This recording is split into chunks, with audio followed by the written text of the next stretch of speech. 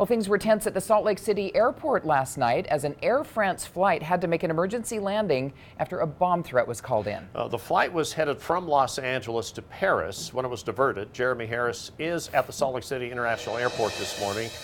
And Jeremy, they didn't find anything on the plane, but this was a huge plane that landed with 500 passengers.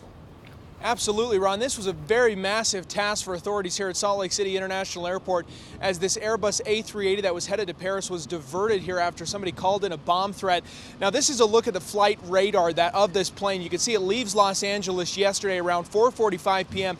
Then, as it's over eastern Idaho, somebody called in a bomb threat. That is when that plane made a very sharp turn for Salt Lake City. They got it on the ground as fast as possible. They evacuated nearly 500 people off of that plane.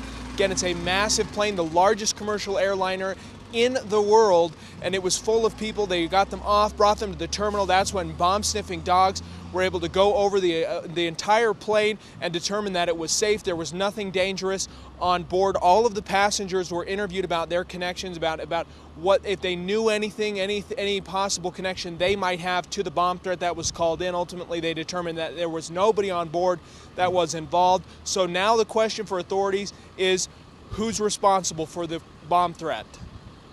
We're not entirely sure where the threat came from, and my expectation is that the investigation that will be continuing over the next few days should hopefully reveal that.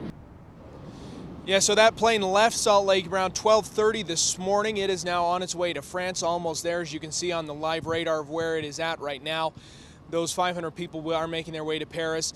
So again, Ron and Mary, this was just such a massive task for authorities here. As you can obviously imagine, with things being so volatile in France, this was one of two Air France planes that had bomb threats called into it. The other one had to make an emergency landing in Nova Scotia in Canada last night.